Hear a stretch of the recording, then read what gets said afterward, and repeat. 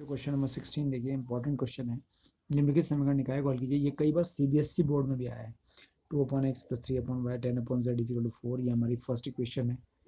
ये हमारी second equation है। समीकरण निकाय हो गया क्योंकि इसमें एक से अधिक रैखिक समीकरण हो गए, लीनियर इक्वेशंस हो गई, तो ये हमारा समीकरण निकाय हो गया है। अब यहाँ देखिए, ये 2 जो है वो किसका गुणांक है? 1/x का। 3 1/y का। 10 किसका गुणांक है? 1/z का। तो यानी कि 2 3 और 4 10 जो है, 2 3 और 10 किसके गुणांक है? ये 1/x का। और ये 4 -6 और 5, 4 -6 और 5 ये किसके गुणांक हैं? 1/x 1/y 1/z के। और 6 9 और -26, 9 और -20, ये जो 2 3 और 10 था, ये 2 1/x का था, 3 1/y का, और 10 1/z का। तो 1/x 1/y और 1/z के गुणांक हैं, ठीक है। और इक्वल के इधर यहाँ पर आप देखेंगे बराबर होता है 4 1 और 2, ये हमारे कॉन्स्टेंट्स हैं, 4 1 एंड 2। तो आप ध्यान से देखिए कि 1/x का गुणांक 2 है, 1/y का गुणांक 3 है, और 1/z का गुणांक 10 है। इसको हम, आपको पता है, इसको a मानते हैं, इसको x मानते हैं, और इसको b मानते हैं, ठीक है। तो यहाँ पर हमारा जो आव्यूह हो गया, a बराबर हो गया 2 3 और 10, 4 -6 और 5, और 6 9 और -20, ये हमारा कितना हो गया? a, ठीक है। और इसके बाद हमारा x क्या है? x है 1/x 1/y 1/z, 1/y और 1/z, क्लियर। और b हमारे पास है 4 1 एंड 2, क्लियर हो गया। अब हमें A x is equal to B वाली जो हमारी इक्वेशन है, A x is equal to B वाली इक्वेशन जो है, A x is equal to B, यहाँ से हम क्या लेते हैं? X is equal to A inverse B. याद है आपको? ये हमारी वो आव्यूह समीकरण है जिसके द्वारा हम इस एक्स का मान ज्ञात करते हैं। हमें एक्स वाई जेड निकालना है। तो ए इनवर्स निकालना, ए इनवर्स कब एग्जिस्ट करेगा? कि जब सारणिक ए का मान 0 नहीं होगा। तो सबसे पहले मुझे क्या निकालना पड़ेगा? सारणिक ए, डिटरमिनेंट ए। तो डिटरमिनेंट ए क्या है? 2 3 10, 2 3 और 10, 4 -6 5, 4 -6 और 5, 6 9 -20, 6 9 और माइनस का 20, ठीक है।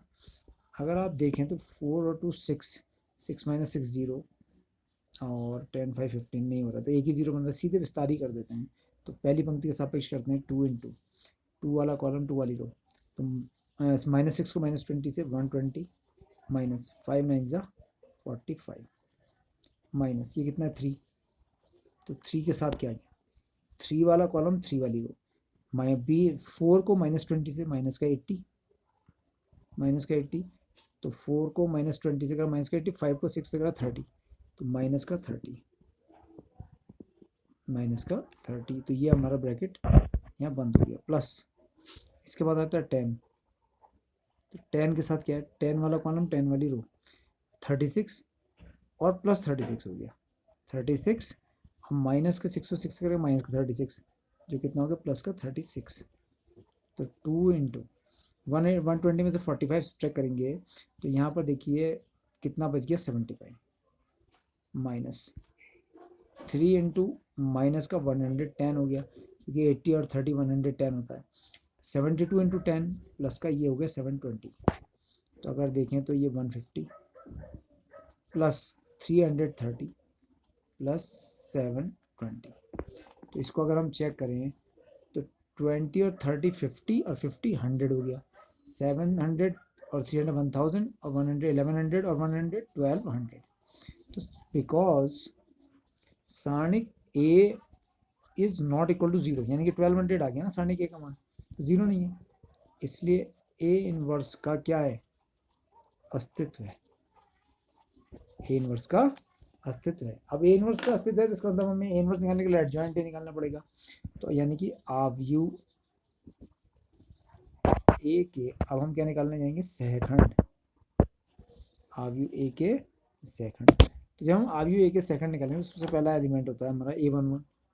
तो A11 यहाँ पर है 2, तो 2 का सहखंड, 2 का सेकंड कैपिटल A11, तो A111 2 हो गया, सम राशि हो गई, प्लस का हो गया। अब ए इसमें आ जाइए 2 के नीचे वाले, 2 के सामने वाले, तो 120 माइनस 45, 120 माइनस 45, तो 120 माइनस 45, 45, तो ये हो गया 75। क्लियर हो गया। A12 हमारा है 3, तो 3 का सेकंड कैपिटल A12, 2 और 1 3, माइनस हो गया, नेगेटिव हो गया। और अब ये देखिए 3 का, तो ये हो गया माइनस के 80 और माइनस के 30, माइनस का 80 और माइनस का 30, तो ये प्लस का 110, ये 110 आ गया। A13 हमारा है 10, 10 का सेकंड कैपिटल A13, 3 और 1 4, पॉजिटिव हो गया, पॉजिटिव हो गया A13, 10 वाला कॉलम 10 वाली रो, 36 माइनस माइनस 36, 36 प्लस 36, 36 प्लस 36, तो ये प्लस का 72 आ गया, प्लस का कितना आ गया 72। अब एक और हो जाएगा यहाँ A21, A21 पोजीशन पे कौन है 4, 4 का सेकंड कैपिटल A21, तो 2 और 1 3, नेगेटिव हो गया, विषम राशि आ गई। और यहाँ पर अगर आप A21 को देखते हैं तो 4 है, 4 के सामने वाला 4 वाला कॉलम 4 वाली रो, माइनस 60 माइनस के 90, माइनस 60 और माइनस के 90, तो ये हो गया प्लस का 150। क्लियर हो गया। A22 का सेकंड, A22 जो एलिमेंट है माइनस का 6 का सेकंड, ये कैपिटल A22, तो ये 2 और 2 4, पॉजिटिव हो गया। अगर A22 को आप देखते हैं माइनस का 6 को, माइनस 6 वाला कॉलम और माइनस 6 वाली रो, माइनस का 40 और माइनस का 60, माइनस का 40 और माइनस का 60, माइनस का 40 है और माइनस प्लस का 60 आ रहा है, तो माइनस का 60 हो गया, तो प्लस का 100, माइनस का 100, माइनस का 100। इसके बाद आता है A23, और A23 जो हमारा एलिमेंट है 5, 5 का सेकंड कैपिटल A23, 2 और 3 5, नेगेटिव हो गया ये। अब देखिए 5 वाला कॉलम 5 वाली रो, 9 दूनी 18 और 6 3 18, ये तो 0 हो गया, 18 minus 18 is equal to 0। A31 हमारा एलिमेंट है 6, तो 6 का सेकंड कैपिटल A31, 3 और 1 4, पॉजिटिव हो गया। ध्यान से देखो 6 वाला कॉलम 6 वाली रो, 5 3 15, 15 माइनस माइनस 60, तो 15 माइनस माइनस 60 प्लस का 60 हो गया, तो ये कितना आ गया 75। क्लियर हो गया। इसके बाद आता है A32 हमारा एलिमेंट है 9, 9 का सेकंड A32, 3 और 2 5, विषम राशि माइनस, तो A32 यानी कि 9 का 9 वाला कॉलम और 9 वाली रो, 10 माइनस 40, 5 दूनी 10, 10 चौक 40, तो 10 माइनस 40, तो 10 माइनस 40, तो माइनस 30 प्लस 30। क्लियर हो गया। अब तो हम एंड में आ गए A33 हमारा माइनस का 20, माइनस 20 का सेकंड A33, 3 और 3 6, पॉजिटिव हो गया। अब A33 का देखिए आप ध्यान से, माइनस 20 वाला कॉलम माइनस 20 वाली रो, 6 दूनी का माइनस के 12 और माइनस के 12, 4 3 12, माइनस 12 माइनस 12, माइनस 12 माइनस के 12, माइनस के 24, माइनस के 24 आ गए। ठीक है, आप लिखो सेकंडों से बना दी, सेकंडों से बना अवयव, तो सेकंडों से जो अवयव बना उसका नाम हमने रख दिया सी बराबर। देखिए 75 110 72, 75 110 और 72। ठीक है, उसके बाद आता है आपका 150 150 माइनस 100 जीरो, 150 माइनस का 100 और 0, 75 30 माइनस 24, 75 30 और माइनस का 24। हमें निकालना है एडजॉइंट ए, तो एडजॉइंट ए बराबर क्या होता है सी डैश, यानी कि इस सेकंडों से बने अवयव का ट्रांसपोज, पहली पंक्ति पहला स्तंभ 75 110 और 72। ठीक है, दूसरी 150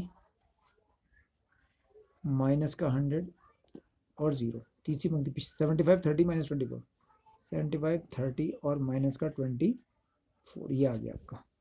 तो ए इनवर्स की वैल्यू क्या होती है? A inverse is equal to होता है adjoint A upon determinant A. तो एडजॉइंट ए की वैल्यू तो आपकी यही आ गई 75 150 और 75 110 माइनस 100 और 30 और लास्ट 72 0 माइनस का 24 और नीचे कितना है 1200। ठीक है, तो यहाँ पर अगर आप देखें तो इसकी वैल्यू क्या आ गई 1/1200 1200 75 150 75 100 माइनस का 100 नहीं है बल्कि ये 110 है, 110 100 और 30 और 72 0 माइनस का 24। अब हम अपनी इक्वेशन लिखेंगे। तो हमारी इक्वेशन क्या है? x is equal to A inverse B. x क्या है? 1/x 1/y 1/z। A inverse क्या है? 1/1200 और ए इनवर्स है 75 150 75 110 माइनस का 100 30 72 0 माइनस का 24 इंटू बी की वैल्यू देखिए बी।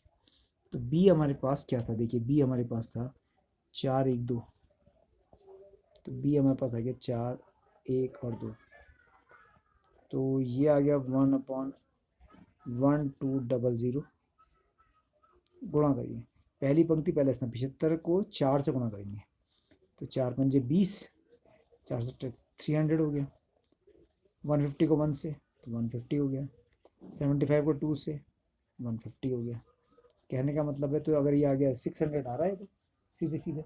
इसके बाद आता है 110 को 4 से तो 440, माइनस 100 को 1 से तो माइनस का 100, 30 को 2 से प्लस का 60। तो यहाँ से अगर देखते हैं तो माइनस का 40 बचता है, 400 बचेगा ये दूसरा वाला, तो दूसरा वाला तो केवल 400 हो जाएगा। ठीक है, तीसरे वाले में देखो 72 4 जा 4 2 जा 8 4 7 जा 28 288 0 इंटू 1 0 24 इंटू 2 माइनस का 48। ठीक है, तो अब यहाँ क्या बच रहा है?